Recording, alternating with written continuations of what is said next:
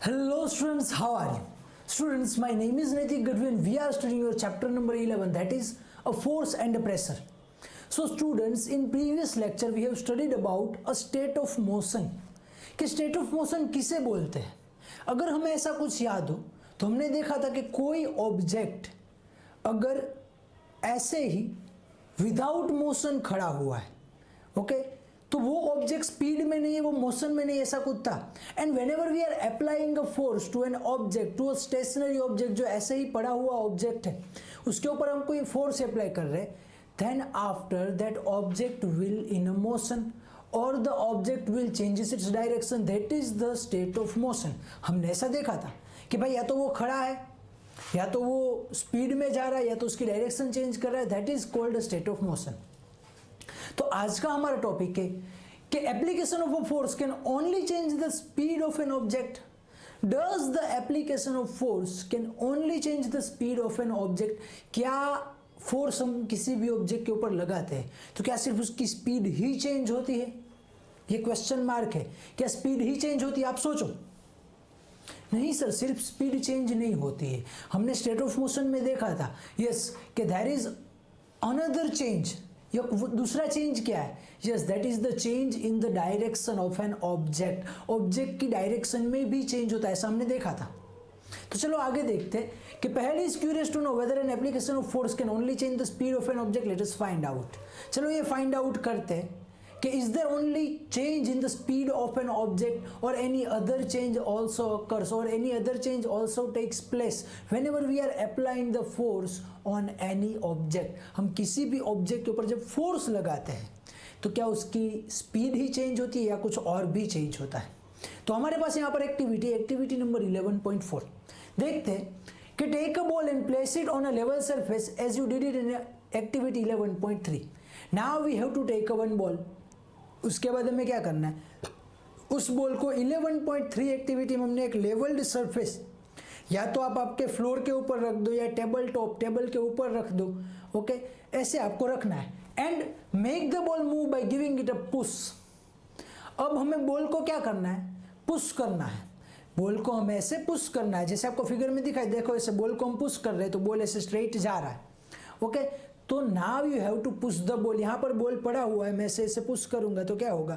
ये बॉल चलता चलता ऐसे जाएगा, ऐसे ही होगा ना. यहाँ पर बॉल पड़ा हुआ है, इससे मैं ऐसे यहाँ पर ऐसे पुश करूंगा तो ये बॉल ऐसे जाएगा. Clear? So now place a ruler in its path and shown in a figure B. Now what you have to do कि भाई ये बॉल जैसे जा रहा था उसके पाथ में आपको यहाँ पर एक रूलर रख देनी है.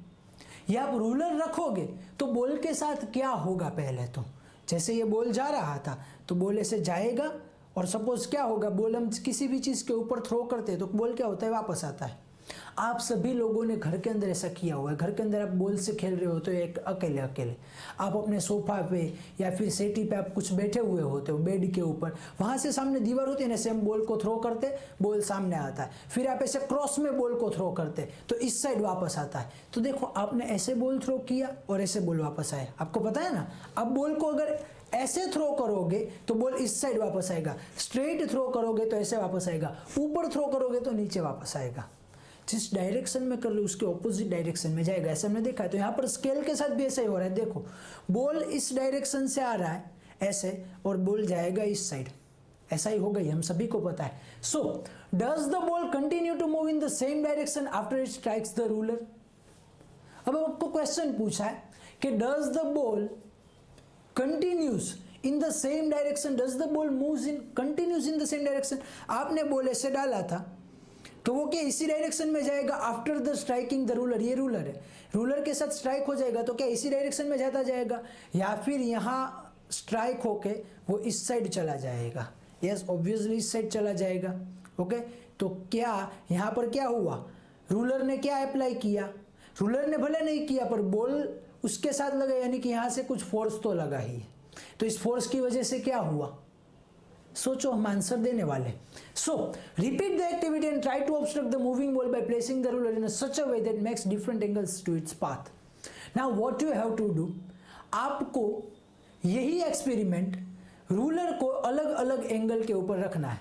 चलो मैं सीधा बॉल डाल रहा हूं, ध्यान से देखना, मैं सीधा बॉल डाल रहा हूँ, रूलर ऐसे सीधी, तो बॉल ऐसे स्ट्राइक होके सीधा वापस आएगा।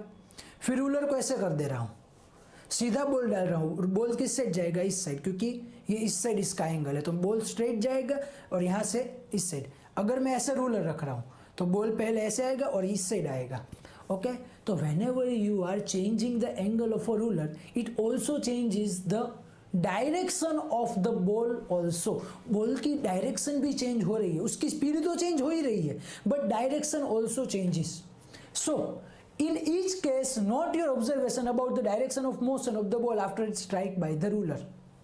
Okay, whenever we are striking our ball with the ruler, okay, in a different angles, तो क्या हो रहा है, ये जैसे हमारी लास्ट लाइन में लिखा है कि जब भी ये रूलर के साथ स्ट्राइक कर रहा है इन अ डिफरेंट एंगल, तो क्या हो रहा है कि whenever our ruler is straight, तो after the striking by the ruler, the ball will go in the same direction. If the ruler is angled in a such a way, then ball goes strike in this direction and goes to this direction. Okay, आपके लिए east हो, waste हो, north हो, south हो, right हो, left हो, वो आपके ऊपर है. And whenever we are making the angle of a ruler like this way and we are striking the ball straight, the ball will goes in this direction. Okay, clear. चलो, तो इसके बाद आगे हम देखते हैं कि क्या है. सो आगे हमारे पास है कि लेट अस कंसीडर सम मोर एग्जांपल्स. हमने एक एग्जांपल तो देखा, कोई और एग्जांपल्स हो जो सपोज यहाँ पर हमारे पास है. In a game of volleyball players often push the moving ball to their teammates to making a winning move. In a volleyball, अब वॉलीबॉल सभी को पता है, ऐसे ऐसे हम खेलते हैं, ऐसे ऐसे हम खेलते हैं. ओके, तो प्लेयर्स क्या करते हैं? Yes, players are moving a ball to the team players. हम ऐसे करते पहले, इस सपोज कि मैं यहाँ पर खड़ा हुआ और मेरा दूसरे प्लेयर आगे खड़ा हुआ है, तो मैं ऐसे कुछ एंगल से बॉल को मारूंगा कि वो मेरे इस प्लेयर के पास जाए और वो प्लेयर ऊपर से डायरेक्ट स्ट्राइक करे सामने वाली टीम के ऊपर. तो हम कुछ इस तरह से बॉल को पास करते हैं हमारी टीममेट्स के पास कि हमारा दूसरा player make a winning move, वो विनिंग मूव कर सके, वो डायरेक्ट गोल ही हो जाए. ऐसे हम करते हैं. And sometimes the ball is return to the other side of the court by pushing or smashing it. अब क्या होता है, sometimes the ball is return, ball वापस आ जाता है भाई. ओके, हमें देना कहीं पर और होता है, जहाँ कहीं और जाता है. हमको हमारे प्लेयर को देना होता है, पर अगर आपका फोर्स ज़्यादा हो जाएगा तो प्लेयर के पास नहीं जाएगा और वो कोर्ट के बाहर चला जाएगा या फिर सामने वाले के कोर्ट में चला जाएगा. तो ये क्या हो रहा है? Yes, the sufficient force, there is a lack of a sufficient force. Sufficient force नहीं है. कैसा है वहां पर? यस, एक्सेसिव फोर्स, वहां पर ज्यादा फोर्स अप्लाई हो रहा है. इसीलिए भाई जहां पहुंचाना था बॉल उससे अलग जगह पर पहुंच गया, उसकी डायरेक्शन में कुछ चेंज आ गया. And in cricket, a batsman plays his or her shot by applying a force on the ball with the bat. Okay, अब in a cricket, the batsman plays a ball by his bat or her bat. भाई ये वहाँ तो वो अपनी bat से मारता है, क्या करता है, किसके लिए? यस, उसे रन्स चाहिए. इसके लिए आप सभी ने देखा हुआ है कि भाई स्ट्रेट ड्राइव होती है, कवर ड्राइव होती है, ऐसे हमने अलग अलग सुने हुए हैं. ओके, तो ये क्या है? बैट का एंगल जैसे हम चेंज करते, बैट का थोड़ा सा आप एंगल चेंज करोगे तो बॉल इस साइड जाएगा. ओके, आप प्लेड करोगे तो बॉल नीचे जाएगा, बैट अगर नीचे रखा हुआ है. अगर आप बैट को इस तरह से क्रॉस में घुमाओगे तो इस साइड जाएगा. तो क्या कर रहे हैं? We are applying a force in a different angle by the bat and the ball goes in a different direction. Okay, हम अलग अलग एंगल बना रहे हैं बैट से और हमारा बॉल अलग अलग जा रहा है. आपने नाम सुना होगा AB de Villiers, the 360 player. वो सिर्फ क्या करता है? Yes, it gives, sorry, he is giving the direction to the ball only. वो सिर्फ डायरेक्शन देता है, ऐसे नीचे बैठ के सिर्फ ऐसे कर देता है. तो क्या हो रहा है?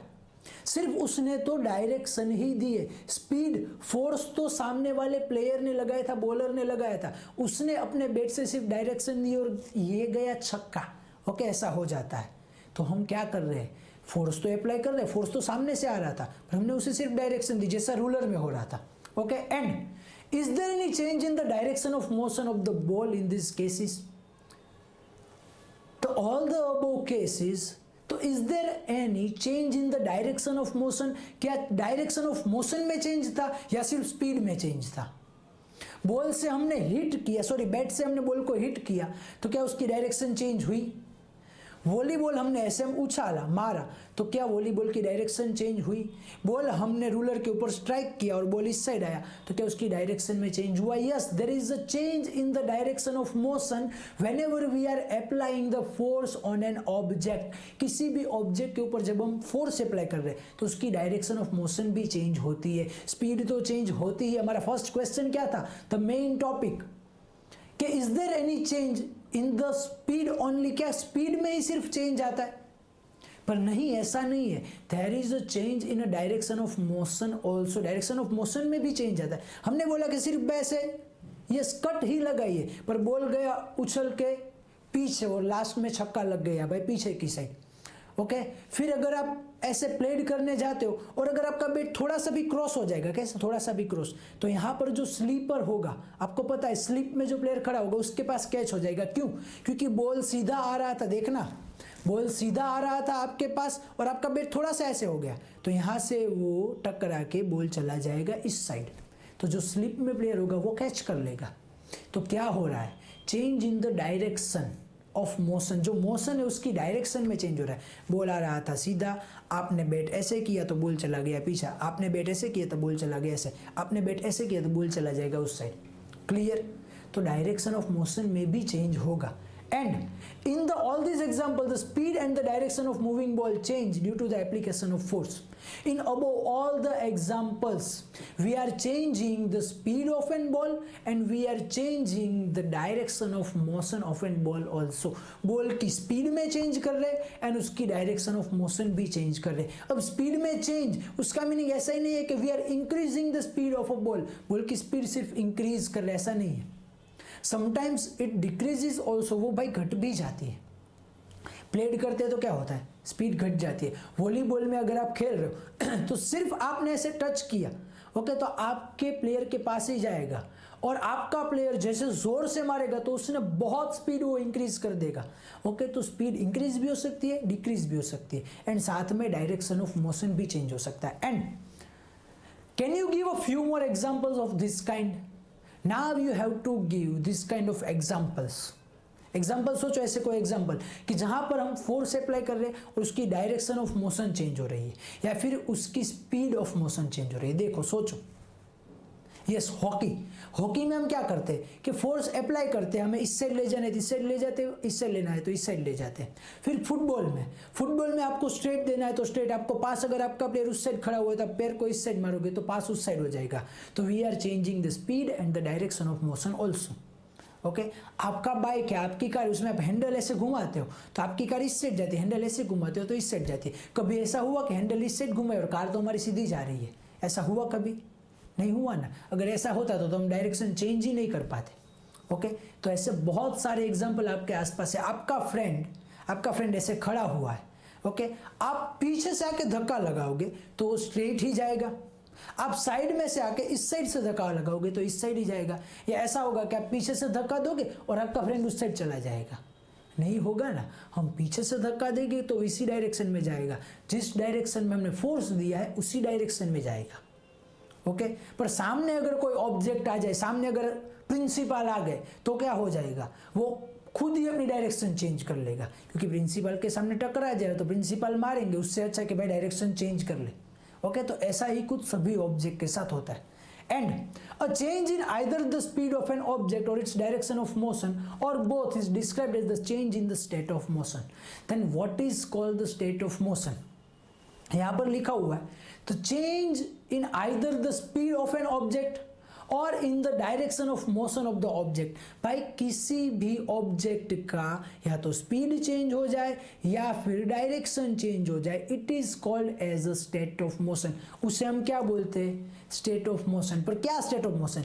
Change in the state of motion. वो जिस मोशन में था, वो जिस कंडीशन में था, उसमें कुछ चेंज आ जाए, that is called the change in the state of motion. Clear? याद ही रहना चाहिए ये पूरी definition. A change in either a speed of an object or in a direction of motion of an object. This change is called the state of motion. Change in the state of motion. Clear? State of motion में कुछ change आया and thus a force may bring change in state of motion of an object. तो force क्या करता है? Yes, thus a force may bring a change in the state of motion. State of motion में वो change लाता है, okay या तो उसकी डायरेक्शन चेंज कर देता है या तो उसकी स्पीड चेंज कर जाता है। और स्पीड में क्या, either it is increase either it is decrease. Clear कि भाई स्टेट ऑफ मोशन क्या है, स्टेट ऑफ मोशन में कैसे कैसे चेंज आते हैं। तो हम स्टेट ऑफ मोशन की डेफिनेशन देखते हैं कि स्टेट ऑफ मोशन की डेफिनेशन क्या है। So the state of motion of an object is describe by its speed and direction of motion. The state of motion of an object, भाई किसी भी ऑब्जेक्ट का स्टेट ऑफ मोशन, यहां पर suppose कि ये मेरा हाथ है, the state of motion of my hand is describe, वो कैसे डिस्क्राइब होता है, यस यहां पर लिखा हुआ है बाय इट्स स्पीड और bye it's direction of motion. Okay, या तो उसकी स्पीड ऑफ मोशन या फिर डायरेक्शन ऑफ मोशन से इसे डिस्क्राइब कर सकते हैं। ओके, ये ऐसे खड़ा हुआ है तो बस स्टेशनरी कंडीशन में, ना हिल रहा है ना चल रहा है, थोड़ा सा हिल रहा है, पर आप ऐसा सोचो कि ये तो हिल ही नहीं रहा है। ओके, तो ये ऐसे ही खड़ा हुआ है, ऐसे ही पड़ा हुआ है, तो इसका अभी जीरो है, कुछ नहीं है। अगर मैं इसे ऐसे घुमाऊंगा तो इसकी डायरेक्शन ऑफ मोशन भी चेंज हो रही है और स्पीड ऑफ मोशन भी चेंज हो रही तो ये change in state of motion हो गया। And the state of rest is considered to be the state of a zero speed. क्या लिखा हुआ है, the state of a rest, जो अभी हमने बोला कि मेरा हाथ ऐसे ही पड़ा हुआ है, the state of a rest is considered as a state of a zero speed. Zero speed का स्टेट है, बॉल ऐसे टेबल के ऊपर पड़ा हुआ है, वो ना तो हिल रहा है ना तो चल रहा है। Then the state of motion, the state of speed is zero of that ball. उस बॉल की स्टेट ऑफ मोशन या स्टेट ऑफ स्पीड क्या है, जीरो, क्योंकि भाई वो तो हिल ही नहीं रहा है, वो तो ऐसे स्टेशनरी कंडीशन में खड़ा हुआ है, रेस्ट कंडीशन में है। Clear. And an object may be a rest or in a motion, both are its state of motion.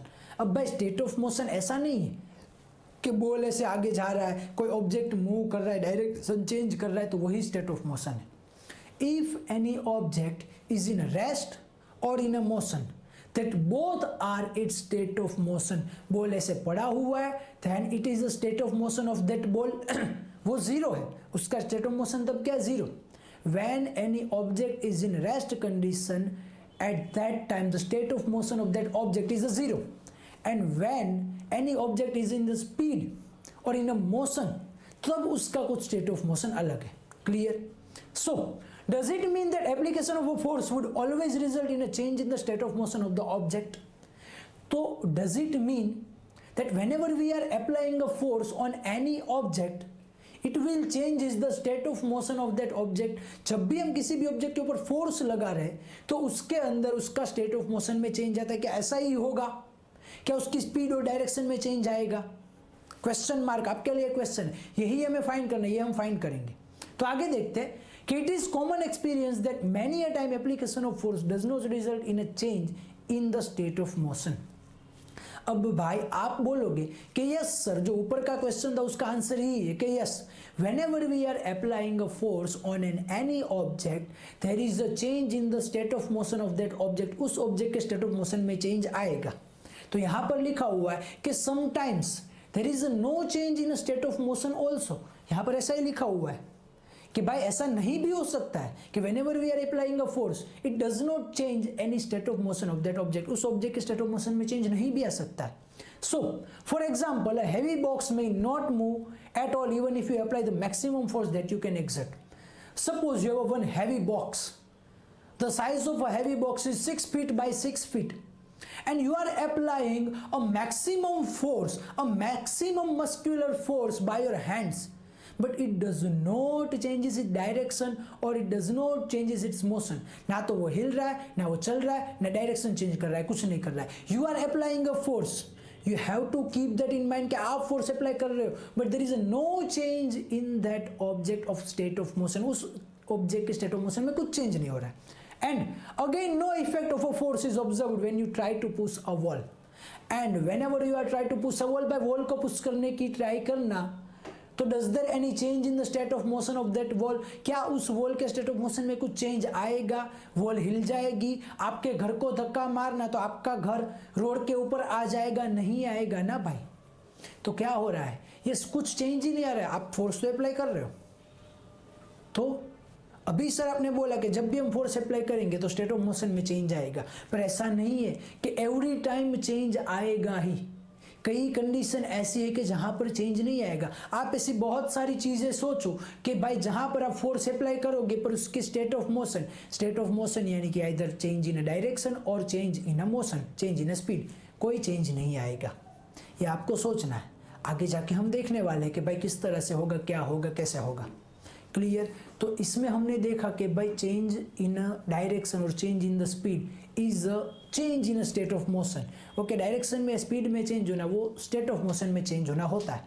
और ऐसा नहीं है कि सिर्फ स्पीड ही चेंज होती है, डायरेक्शन भी चेंज होती है, ये हमने इस लेक्चर में देख लिया। आपको बताना है कि भाई फोर्स अप्लाई करे तो क्या ये दोनों चेंज होते हैं या नहीं होते। एक दो एग्जांपल हमने देख लिए, आगे के एग्जांपल आपको सोचने। क्लियर? तो चलो इस लेक्चर में इतना ही रखते हैं, आगे का देखेंगे नेक्स्ट लेक्चर में। Thank you.